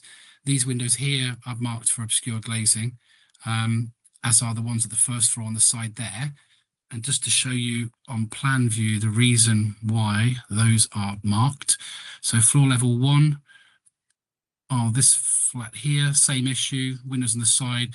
Neighbouring building is just across the way. Redevelopment potential for that building, we need to consider that in the future, so the obscure glazing doesn't basically expose these people to being looked at from balconies on the neighbouring site should that come forward. But on the rear at the ground floor, the bedroom here, these are the only windows lighting that bedroom. So to keep that private, we've put obscure glazed conditions on those two there, so that the site is the maximum possible housing without compromising the usability of those spaces. You see other windows, like this window in this bedroom is blocked in. So it's a false window, a faux window, but it has windows on the elevation looking outwards. So these windows here would be obscured. These here would be obscured. That's the reason for that condition. Does that make sense? Although the defining of the word bedroom or living room in the condition is to help identify which unit and which windows we're talking about, rather than to point out any harm. The harm and the acceptability that's been assessed in the assessment of the habitability of those units. Does that answer the question, Chair? Well, not really, no. What I'm trying to, according to the update sheet that I'm looking at now, it clearly says that in 2 flats, external glazing should be in the living, kitchen, dining rooms of both flats. I mean, are there any other windows in these rooms that are going to allow people to see out? Yes, Chair. To answer the councillor's question, you see the flats are open plan. So the windows on the front here into the balcony, which is all open, would light this flat, this unit here with an outlook. So here where you're sitting in the living room, you'd have an outlook. But to the side here, which currently looks at the side of a building, which that building is 60 centimetres away from its own boundary, at the moment, there isn't an outlook. So if that site never gets redeveloped, there isn't an outlook. But at the same time, to not prejudice the redevelopment of that site, to create an outlook of that brick wall would preclude a sustainable redevelopment of the adjacent site, by meaning that a flat couldn't go there or something couldn't go that close to it. So these are secondary windows to the main floor space. The bedroom on that ground floor unit doesn't have other lighting, but bedrooms typically don't have a source of outlook. It's not daylight is acceptable, but bedrooms are typically used at night. And here, the overriding concern is to try and deal with waste management to get that out the site. So to have windows there where people would be disturbed by bins going backwards and forwards once a week, the obscure glazing gives them some privacy. It is inevitable that in city centre sites, things like waste management, waste servicing, and access flag up these problems. It's one of the critical things that has to be looked at in dense urban locations when you try and resolve these situations, and it is something you have to deal with by condition. So the reason why that condition says the living room, dining room is to identify that it's these two windows that need to be obscure glazed rather than any of the other windows in that unit, rather than this window here. So it's saying on the north wall or whichever direction it's saying, I can't remember the wording now, but it's saying those and identifying them by the window and the room use. That room has an alternative source of light. And this one here has two windows, so it is to be obscure glazed, but it has two windows rather than the bedroom, which just has one normally. Any clearer? Thank you. I have to say, a lot less worried about obscure glazing in a bedroom or a bathroom than I am about obscure glazing in a living room. Does it work for you, Frank? Yeah, I mean, it's a smaller unit, so it's not, it's a one bedroom unit there. And if we go to the next unit up onto the next floor up, let me just get my bearings correctly. So that is a two bedroom unit. Yeah, I'm using a screen, it's a bit further away from me. But again, we have an outlook here in the orientation of the building, although I haven't got it on these plans here, north. So that is east facing on the frontage. The windows on that north side are north facing. So in terms of sunlight, nothing's ever going to come through on the north. It's just going to be a diffused light from the north anyway, even if the building next door wasn't there. For me, it works. There's always winners and losers in flat layouts, and it's one of those things that in the planning balance we have to draw together. On the balance, the majority of the units, and that's nearly all of them bar two, have windows that work, and the rest, the three that have these conditions, the conditions are there to protect the amenity of those residents. So it works for me as a planning officer. Yeah, okay. I'm happy with that then. Any further questions, Councillor Franks? Did you have you said you might have another one? Yeah. Not with us. That's Lee, you then. Thanks, Chair.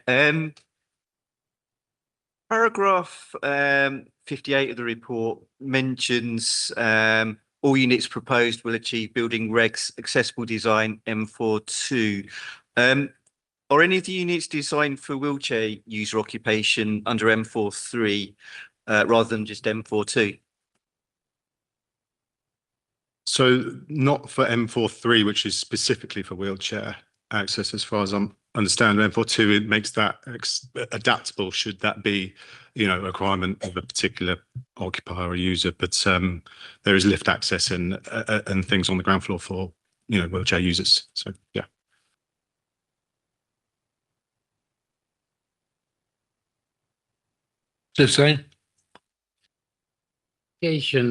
Paragraph 79 and 80, where it says 106 contribution, and the next paragraph says has submitted a viability assessment and agrees there is no contribution at all. Is that correct?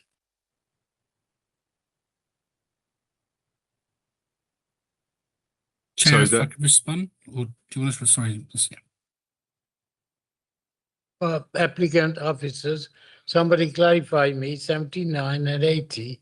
One says these are the one we have requested, and the next paragraph says the viability assessment, independent viability, that there is no contribution. Answer that. Yeah, I can pick this up one for you, Chair. Yeah, there's no contributions coming forward from this proposal. So we've got the usual viability review clause as part of the 106 agreement. Okay, questions to the applicant representative? No, thank you very much. Questions to the planning officer? No, any comments on this particular application? No, and the application is before you. The recommendation is approval. I'll move approval, subject to the conditions. Is that seconded? We have the vote, please, Red. Thank you, Chair. So the vote, I'll just call the names. Thank you. Councillor Azasola, sorry. For. Thank you. Councillor Ambia. Thank you. Councillor Bridgen. For. Thank you. Councillor Franks. For. Thank you. Councillor Hussain. Thank you. Councillor Mead. For. Councillor Taylor. For. Thank you. And that's carried. Planning consent has been granted, subject to the recommendations and the reasons for approval. So we'll go on to the last one now, which is land 62 New Bedford Road, and it's come back from last time. You want to explain? Yeah, I think Rob will pick that up in his presentation. Yeah. Okay. Yeah. Why it's come back? Thank you, Chair.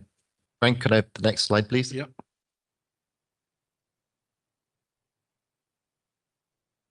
So the applicant is applying for approval for a 6-story development previously granted planning permission under application 21-00074 full at the lands near 62 New Bedford Road. The proposal is largely unchanged from the previous submitted scheme, bar a number of additional windows highlighted as being required by a daylighting assessment. As previously, the application seeks full planning permission for the creation of 11 flats, of which 7 would be 2-bedroom, 63.5%, 3-bedroom at 27.5%, and 1 4-bedroom at 9%. This is to be achieved through the erection of 2 interlinked blocks of 6-story blocks. Interlinked blocks of 6 stories, beg your pardon.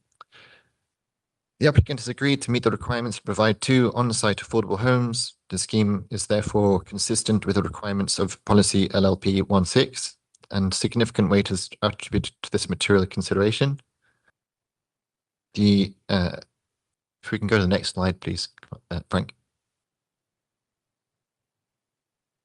Just the previous policy context. And the next slide, please, Frank. The application was presented at a previous committee meeting on the 18th of March 2026, where the proposed development was put to a vote. No objections were raised, and while support was generally indicated, concerns were noted by members around the ability for future occupiers of the development to bring furniture or receive deliveries for bin collection also, noting that the site is without any provision for short stay vehicular access, drop-off or temporary parking provisions. Have the next slide, please, Frank. And the next one, thanks. The existing highway conditions to the front of the site are highly constrained and do not lend easily to significant layout alteration without considerable additional highway implications. Provision of a lay-by or other access arrangements that might permit deliveries or unloading at the front of the site are presently not compatible with these conditions. The presence of an existing bus lane, itself constrained by its present route by the adjacent junction with New Bedford Road, the footpath alongside, and a cycle route converging at the bus lane to produce a give-way point outside the site all present significant obstacles to such alterations. The scheme has been designed as car-free, and it is noted, as it is noted below in the original report, it is a resubmission of an earlier committee-approved scheme that was granted permission in 2021, with this permission lapsing before any development was implemented on the site. In addition to the notes, at the point of the presentation to committee on the 18th of March, outstanding issues had been highlighted in relation to an out-of-date flood risk assessment information and an objection raised by the lead local flood authority consultee. The applicant in the intervening time has prepared a new assessment, details of which are discussed in this update.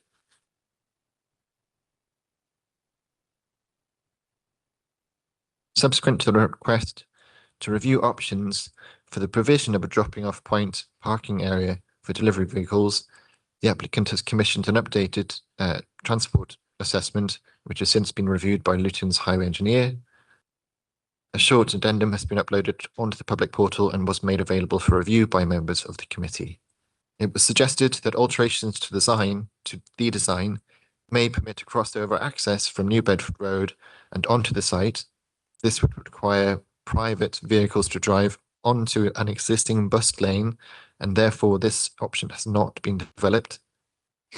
Consideration has been given to the provision of a lay-by at the end of the cycle lane where this forms a give-way junction to the bus lane and within the existing depth of the adjacent footway, as the only location that may not impact the free flow of the bus lane. However, the transport assessment addendum notes that it is clear that the above location would greatly impact on the public footpath and pedestrian safety. Therefore, this assessment has clearly shown that this off-road delivery facility cannot be provided, and like other restricted town centre locations, delivery vehicles will be required to park elsewhere within the vicinity of the site. The transport assessment addendum also notes that refuse collection vehicles can generally use bus lanes to collect waste in the UK, but only to perform their duties. They are typically considered service vehicles and are often permitted access where active waste collection is required, provided that they do not cause unreasonable obstruction. Therefore, refuse collection from their site can be undertaken. In addition, it is also noted that in the addendum that delivery vehicles generally cannot use designated bus lanes as they are reserved for buses, cycles, and taxis. Delivery vans and HGVs are usually excluded to prevent congestion. Delivery vehicles cannot drive in bus lanes during their operational hours unless a specific sign says otherwise. In addition, emergency vehicles, police, fire, ambulance, are permitted to use the bus lane when responding to emergencies. On review of the addendum, Luton's highway engineer has provided a response to note that they have thoroughly read documents shared with them. The roads around the site have no parking provision, including short stay. Thereby, short stay loading bay provision is not possible. It is noted that there are currently options for parking for future occupiers that are within reasonable proximity to the proposed development site. Crawley Road car parking, approximately 2 minutes walk.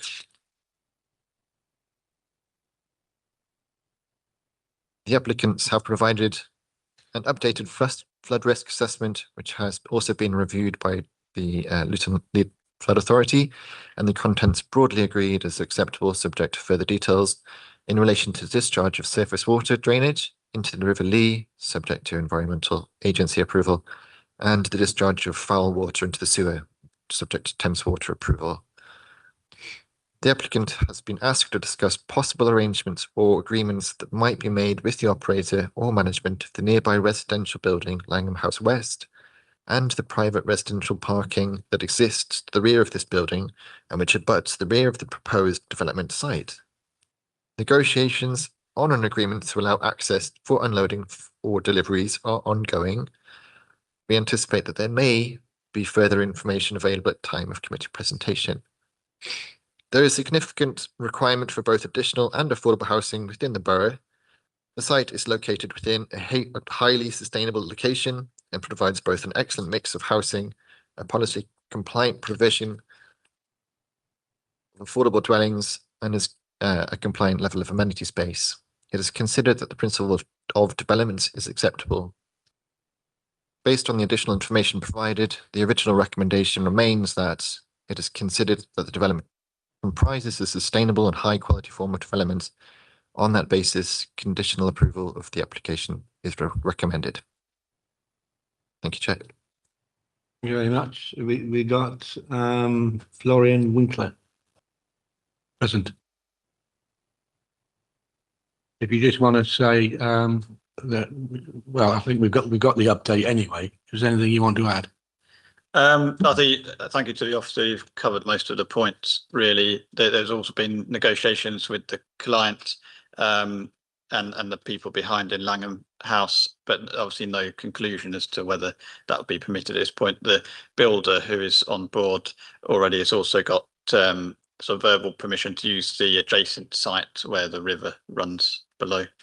And that's how far we got essentially with that. Obviously, as you mentioned, the flood authority issue has been covered now, and the addendum to the highways report, I think, does cover, at least from a policy point of view, the issues raised last time.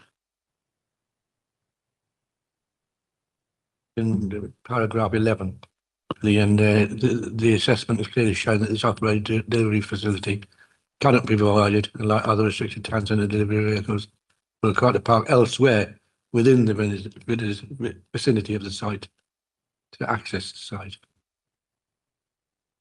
Questions? Questions to the architect? No? Questions to the planning officer? Councillor Franks? I'm confused again. I really need to understand, do we or do we not have a solution to vehicles for deliveries to the building being able to get on site, and bin lorries being able to get on site? Or are we really saying that when you're moving your furniture in, you have to walk a quarter of a mile across 2 busy main roads with your furniture? If that really is still the case, then you're not going to get me to support this. Thank you, Councillor. They have looked at options to try and find a way to provide a drop-off bay, but with consultation with our highways officer, it's not been possible. I've also looked at the site several times, and it is constrained. But then there are other shops a little further down that are serviced. That doesn't seem to be a problem for them. So why should it be a problem for this application? Come on, let's be absolutely blunt about this. If a site is not developable, then you should jolly well admit that it's not developable. And it really, are we going to honestly sit here and give planning permission for a block of flats where everybody moving their furniture in and out has to carry it a quarter of a mile across 2 very busy main roads? Are we really saying that, where are these people going to put their refuse? Is the dustbin lorry going to have to carry all this stuff across 2 busy main roads for a quarter of a mile? Absolute nonsense, absolute nonsense. Thank you, Councillor. I appreciate the comment. We did address the point of bin lorry access, that it should be possible from the bus lane at appropriate times. But what I say, there are other shops down there that they must be serviced in a similar way. It's not a problem for them, so why should it be a problem for this application? You have to adapt. How do you adapt to carrying your wardrobes a quarter of a mile across 2 very busy main roads when you move in, and doing the same when you move out?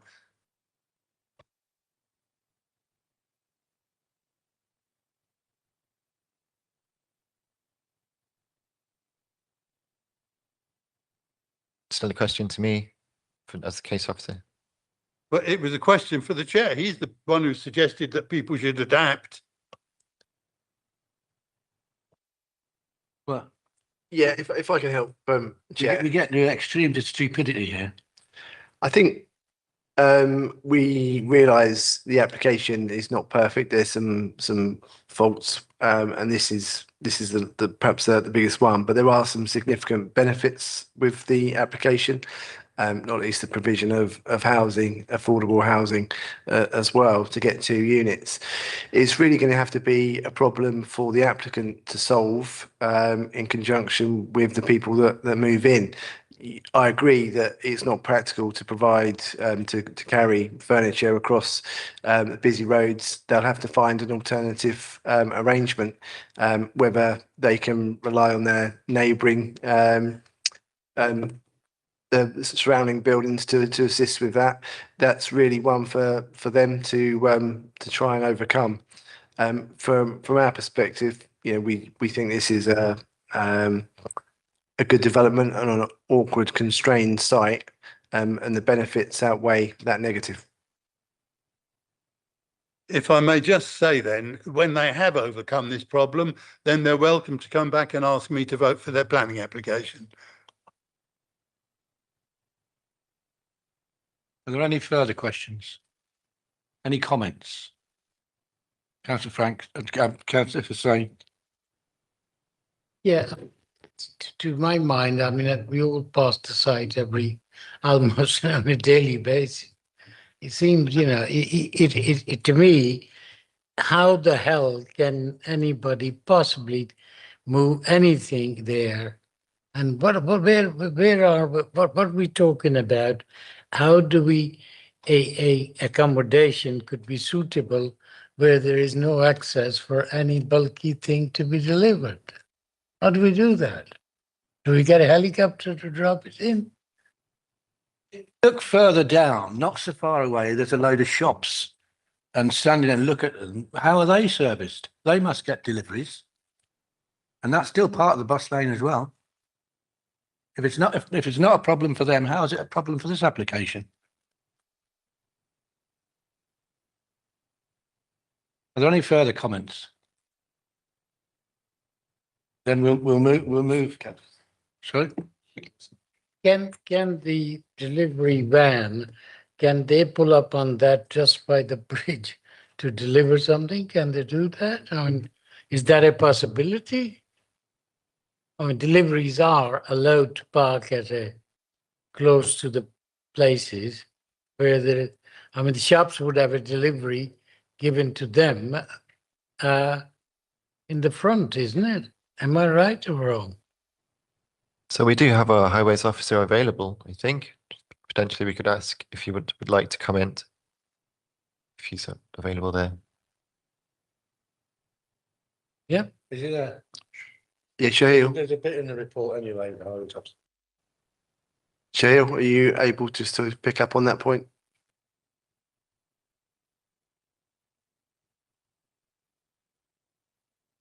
Nobody there.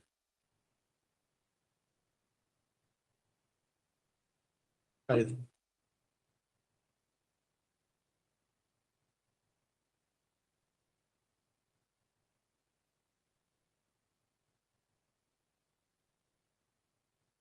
there any way, if we approve this application, do you need to change any highway restriction? Because of the bus, or is there anything we need to compromise, like for this residence uses only, or any exceptional for, to drop off or pick up for emergency vehicle? Do you need to change any highway restriction, particularly to access the premise? Without deferring to the highways officer, I believe that they've examined the options and it wasn't possible to make alterations to the existing bus route. It's too constrained. There's the roundabout in New Bedford Road. The existing conditions don't lend themselves to modification. It's not within the remit of the application, at least. Yeah, for you, Chair, just to finish up then on that point, I think it will be down to the applicant to make provision for deliveries. They'll have to find somewhere where they can achieve that and make their own arrangements for when people move in, if this application were to be approved. I think this happens in other constrained sites, and it probably happens right across London. You just have to find a way to be able to deal with it. And say, our view as officers is there's some benefits of the scheme that outweigh that negative. Hey, so I'm going to any further questions? Sorry, sir? Excuse me, Chair. Can I speak? I'm the Highway Development Control Manager. Oh, yeah, carry on, please. Shohad Amin. Yeah.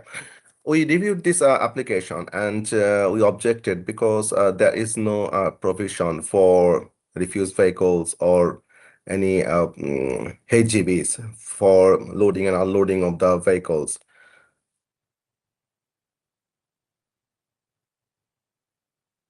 So this So any specific question to me so I can address this?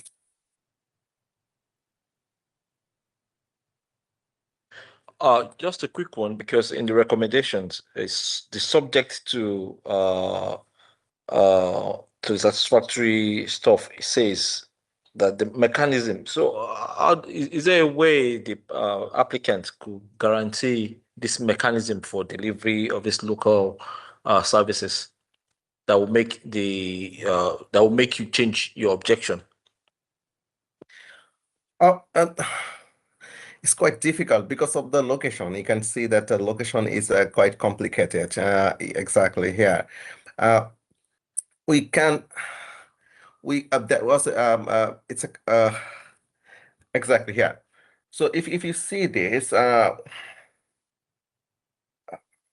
it's quite complicated to find any space for refuse vehicles or any the HGVs to deliver bulk items. So we reviewed this. We reviewed all possible ways, but couldn't find out exactly where near to the development we can provide space. What you're telling us now is it's not, they can't satisfactorily complete this.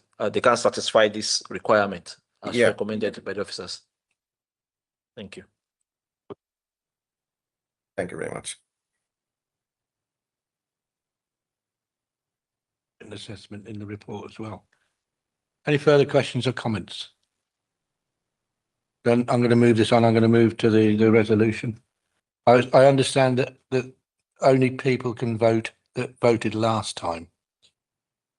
Yes, Chair, only people that were in attendance for the full item on the 18th of March committee. I can't even remember. Well, who was there? I was there anyway. If you was, yeah, you were here. Okay, we got a. Oh, okay, yeah. So I'll move. I'll move the recommendation. I got to find it first. And the recommendation is to approve. So I'll move approval. Is that seconded? No? Right, an alternative recommendation?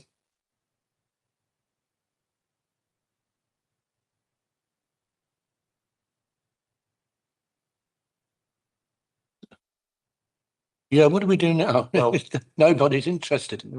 Either to approve or refuse. Yeah, well, I mean, we can't have an impasse. You could.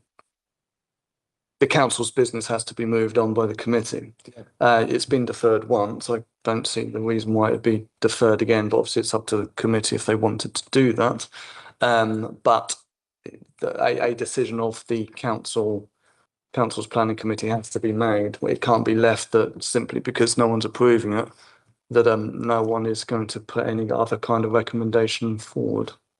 Thank you. The applicant can appeal on non-determination, can't they? They can, they do appeal. but this committee is here to make decisions. Yeah, I know. I'm trying to make a decision. Before we go to a possible alternative recommendation, then I do just have to advise members that to refuse something on highways grounds, which, you know, this is where it's sort of leaning towards, the impact has to be severe now. So it's a new test in the National Planning Policy Framework. So we understand that this is a problem, but would we class it as severe? I'm not convinced that it is severe as an officer. So yeah, my advice would be it's not a strong enough case to refuse it. I have one question. So in terms of highway perspective, is there any, in case if any needed any emergency situation, is there anything council will be flexible not to impose any fines or anything in case for emergency vehicle, or we don't know what will happen if we granted the permission in terms of highway perspective, what is the implication if the vehicle need to access the property, like delivery, lorry, ambulance? So what will be the scenario? Yeah, we can't impose anything outside of planning requirements. That would be different. I mean, emergency services have got their own access rights, and obviously they could bump up across the curb and service the site as they needed to do. They have those powers. Yeah, I mean, I think there's not a lot more we can say. We've debated it. We've looked for alternative solutions. It's just a very difficult site to access, unfortunately. The key thing is, we think that the obligation falls to the applicant and the developer to be able to provide suitable ways for occupiers to service and to move into the site. It's down to them. There are some real benefits associated with this development. Again, we would say that outweighs this negative.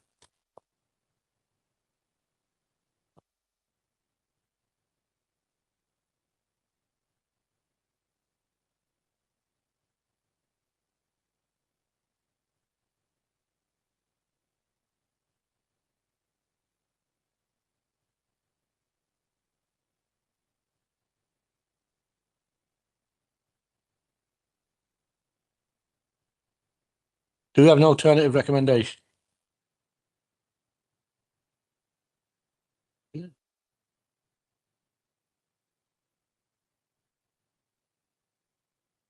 Can we arrange a site visit to see anything?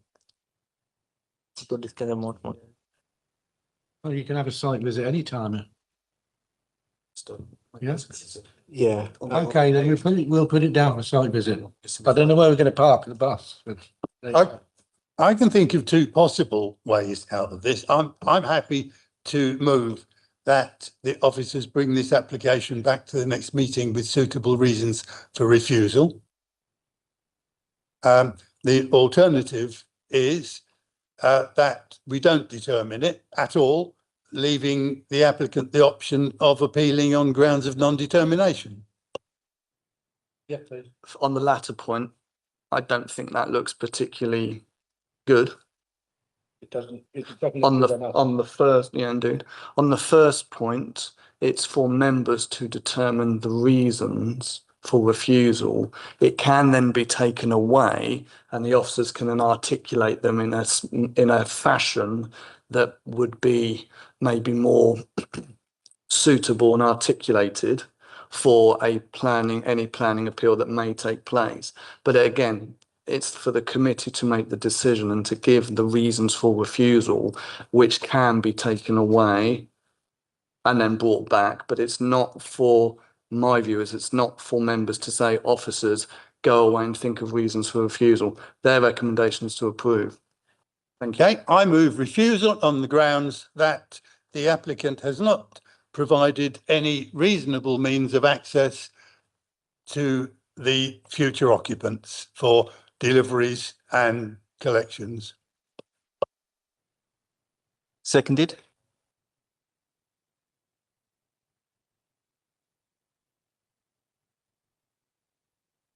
Yeah, amended recommendation. Yeah, this is for refusal. For refusal. Yes or no? Yeah. Okay, thank you. Councillor Abisola. For refusal. Thank you. Councillor Ambier. For. Councillor Bridgen. For. Thank you. Councillor Franks. For. Thank you. Councillor Hussain.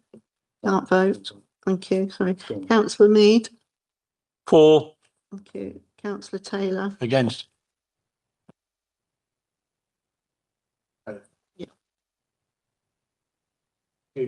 Refusal.